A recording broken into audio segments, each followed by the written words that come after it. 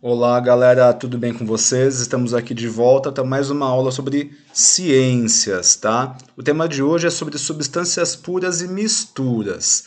Mas antes da gente entrar nesse assunto, a gente tem que entender uma coisa, tá? Toda vez que um cientista estuda a matéria, aquele material de estudo que ele tem, seja ele pequeno, médio, de grande porte, né, de pequeno tamanho, o que for, aquilo para um cientista é um sistema. Tá? Então, o sistema em si é a porção de material, né, seja ele qual for e de qual tamanho for, que um cientista está estudando. Tá? Dependendo da constituição desse material, desse sistema, ele pode ser classificado em substância pura ou mistura. Para ficar fácil de diferenciar, olha só, uma substância pura, não um sistema que contém uma substância pura, é uma porção de matéria que só tem um único material. Ou vai ter apenas água, ou apenas sal, ou apenas álcool, ou apenas óleo. Tem que ter apenas um material. Por quê? Porque esse material em si ele vai ter propriedades muito específicas, constantes e características. Né? Como aqui a gente até cita um tema de uma aula anterior, o ponto de fusão e ebulição e a densidade. Tá? Então, se esse sistema aqui está sendo base de um estudo de um cientista, tiver propriedades específicas, características, ele tem uma substância pura nele, tá? Agora, se ele tiver propriedades que variam, né, não tiver um ponto de fusão único, não tiver uma densidade específica, aí isso vira-se uma mistura, tá? Então a mistura aqui em si é um sistema que contém pelo menos duas substâncias diferentes, né, cada uma com seu ponto de fusão e ebulição, por exemplo, e as duas juntas criam um sistema que não tem um ponto de fusão específico, já que os dois de cada uma delas estão misturados, né? Então, para a mistura, não tem como você identificar propriedades específicas com valores exatos, tudo bem?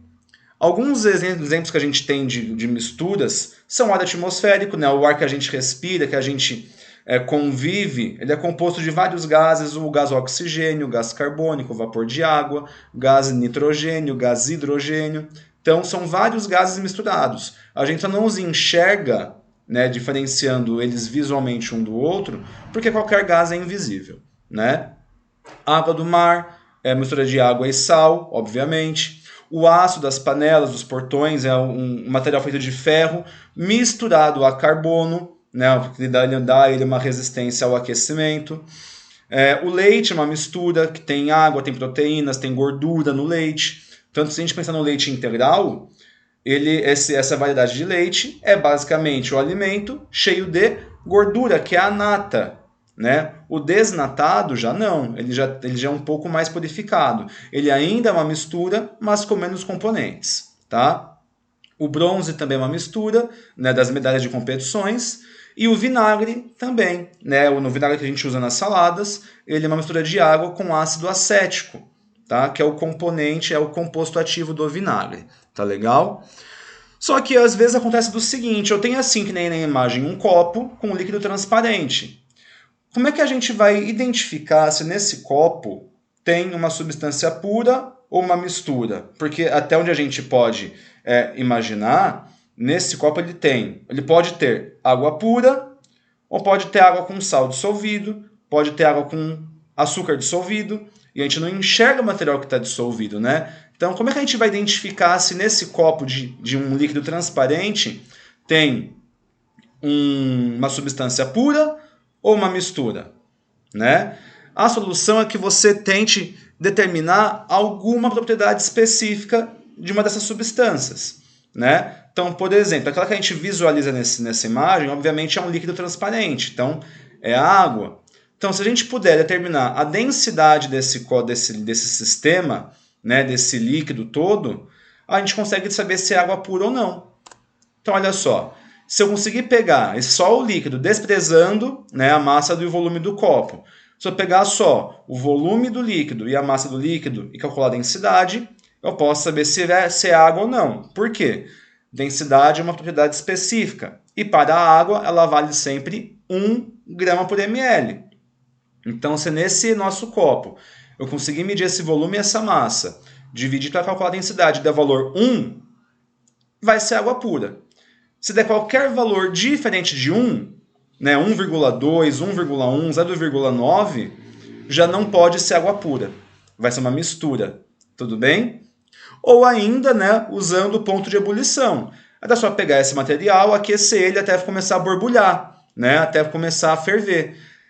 Com um termômetro dentro desse líquido, obviamente, se a gente vê que no momento da fervura está marcando 100 graus Celsius, isso, né, ou próximo a isso, já que a altitude muda, né, o ponto de fusão, o ponto de ebulição, que a gente viu no aula anterior, vai ter apenas água pura.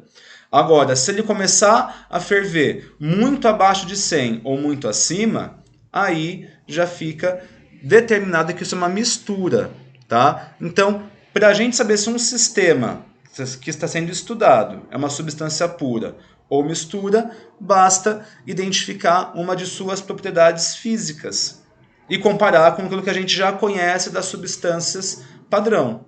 Tudo bem?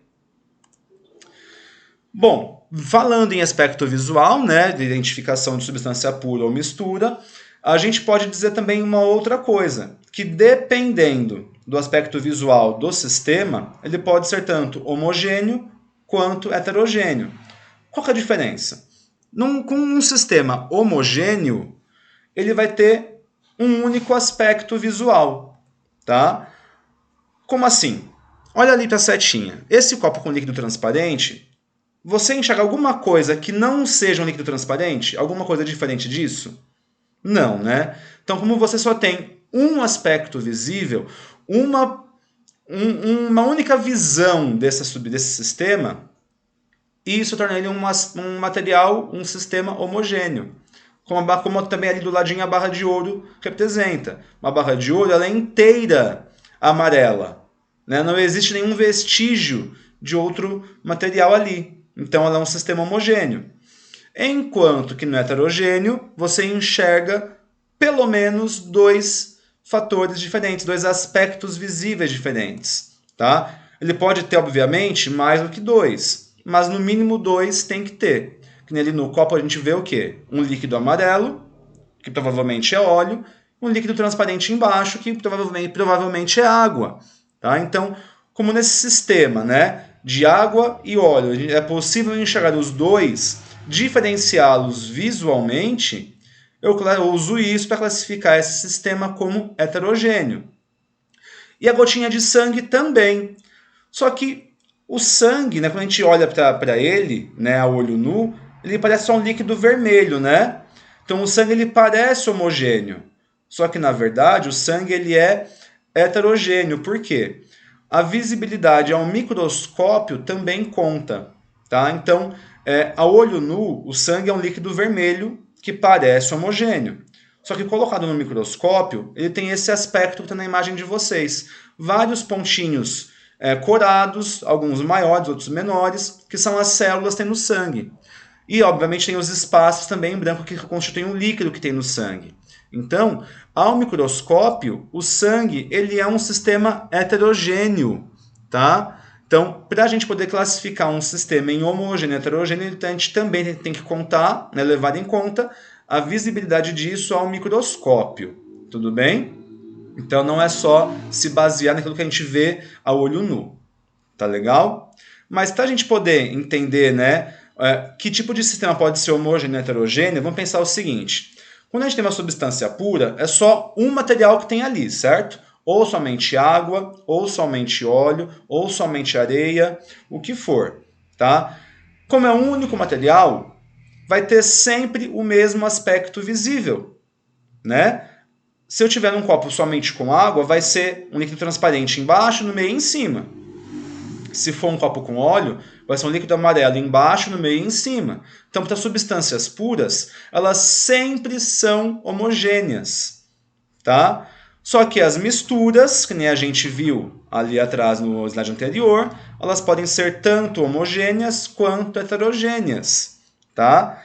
Que nem a gente falou que água e sal, eles têm um único aspecto visível. A gente só vê um líquido transparente porque o sal se dissolve. Mas isso não quer dizer que o sal não exista ali, porque ele existe, a gente só não o enxerga. Então, é uma mistura de água e sal, porém com um único aspecto, é homogênea. Tá? Olha, água e óleo também é uma mistura de duas substâncias no mesmo sistema, que é onde é possível diferenciar os dois materiais. Então, é uma mistura heterogênea. Tá? Cada aspecto visível, a gente chama disso de fase.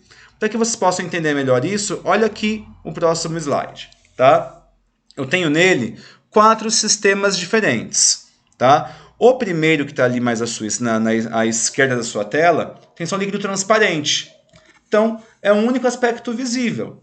Né? Todo o material parece ser uma coisa só, um líquido único. Então, eu tenho ali um sistema de uma fase só, um sistema monofásico e, portanto, homogêneo.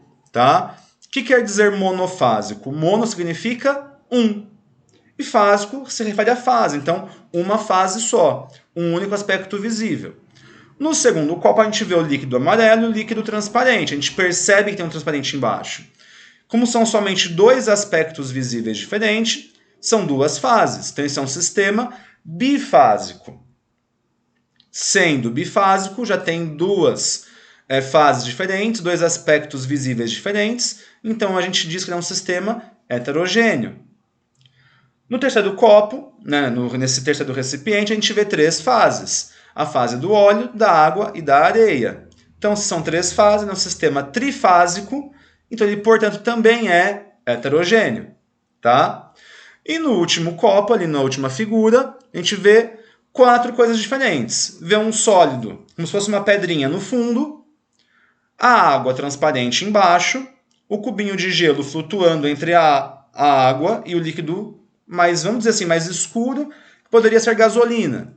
Tá?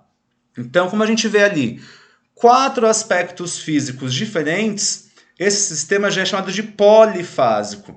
Poli quer dizer muitos, vários. Então, polifásico quer dizer várias fases. Também sendo um sistema heterogêneo. Tá? Então, para a gente poder finalizar aqui, sistemas homogêneos sempre apresentam uma única fase, sempre são monofásicos.